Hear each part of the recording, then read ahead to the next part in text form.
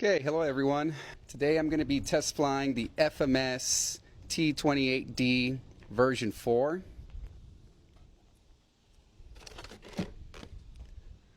This one has an 80 amp ESC that is graded for 4S up to 6S. It is a 1.4 meter wingspan. I want to talk a little bit about the specs. It's got a very scaled looking prop. Metal gear servos all around. These doors you just unscrew. Servos are screwed in there so that you don't have to remove glue or re-glue anything whenever you got to swap out a servo. It does have retracts for a more scale look. Again, it is a 1.4 meter, graded for 4S up to 6S. Before I go up, I just want to say it's not ideal weather today. We are getting average 14-mile-an-hour winds with gusts of up to 22 miles an hour. So wish me luck. All right, guys, let's get up in the air. Okay, so because this is a new plane and I'm still getting used to landing on a tricycle style landing setup, today I'm just going to be practicing mostly touch and goes and landings. Okay, I'm not using any flaps. Like I said, we have a really strong downwind.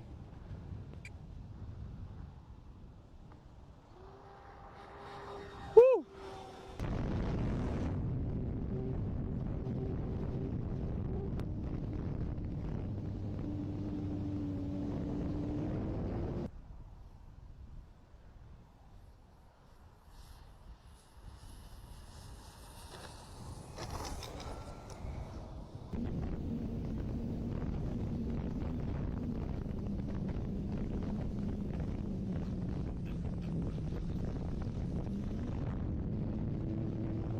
I'm going to do a low flyby.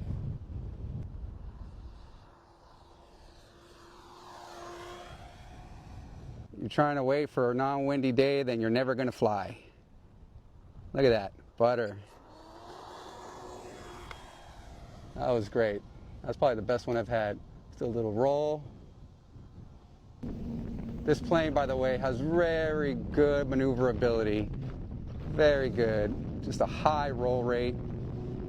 Just an overall confident inducing plane. Okay.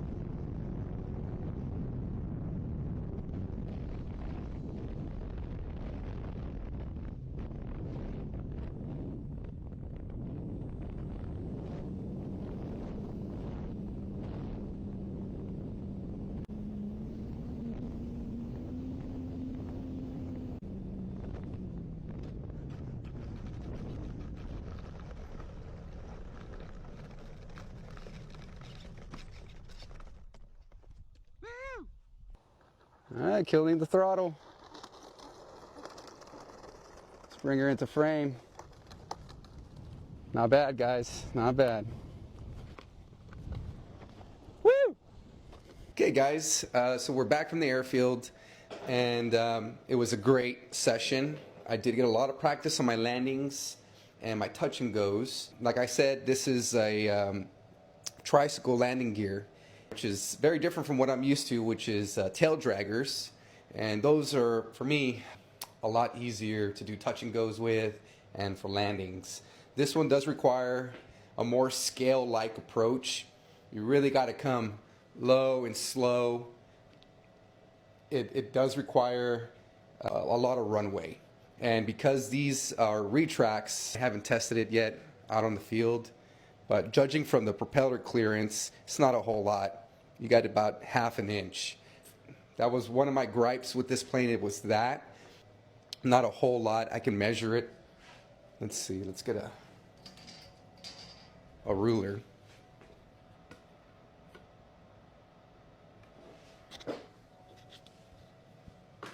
Okay, so I just measured it. You get 1 inch of clearance from the ground to the propeller. So I wouldn't recommend flying this on a grass field. You're probably going to be mowing the lawn. You know, the front landing gear is on a suspension, and you know, if you come in too hard and that suspension goes down, you are going to clip the propellers. So my recommendation, go ahead and buy yourself a 4 or 5 sets of propellers ahead of time, because you will be changing these out a lot if you're as bad a pilot as I am, right? I'm just speaking for myself. So I wanted to get a close-up of the clearance on the propeller to the ground, and it's not a whole lot. You know, there's not a whole lot of margin for error. And if, you know, the suspension, if you land too hard and the suspension goes all the way down, you're probably going to scrape, you know, this is a perfectly even surface, right? But not all runways are even.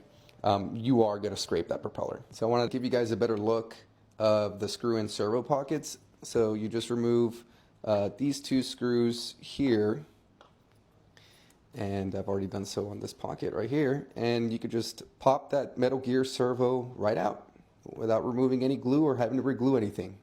Very convenient. I want to talk a little bit about the landing gear.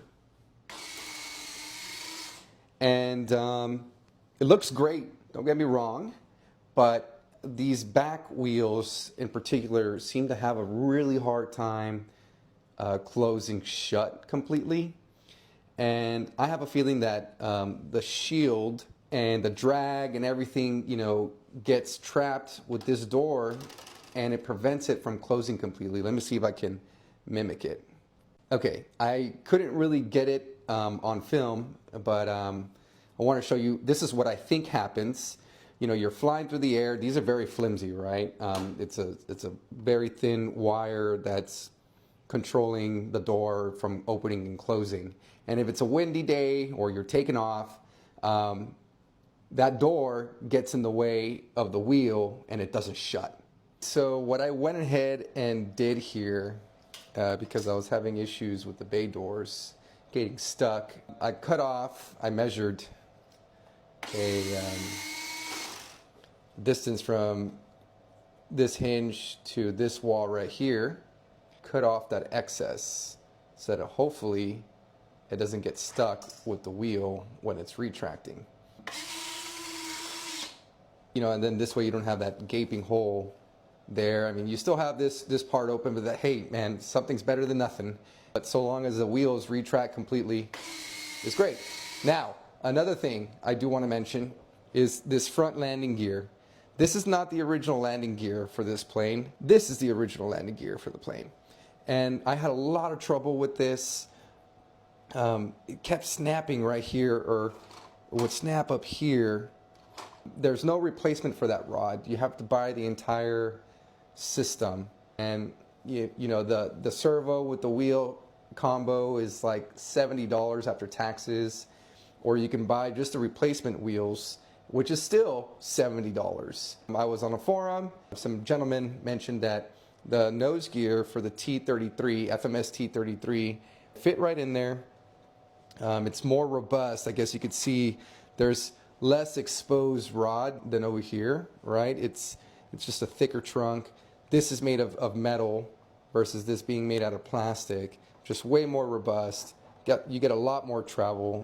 So I do recommend you, you know, if you're having the same issues as I am, replacing the nose gear with the T-33 nose gear. Another issue that I had with this plane was when I was flying it on 6S, the canopy wouldn't close right. And it happened to me that mid-flight, the canopy came off and fell into a field, a large open field of tall grass. I spent about an hour and a half searching for it. Mosquito-infested grass. It had just rained. It was terrible. So what I had to do was shave off some of the styrofoam underneath the cockpit in order to get a 6S battery to fit in there. It fits a 4S just fine, but if you're going to be using a 6S, depending, I'm using a 3400 milliamp 6S battery, and you know it just didn't fit. Just keep that in mind. If you can find another method to maybe secure the cockpit when you're flying a larger battery, by all means, share it in the comments. But my method seems to work. It was the easiest.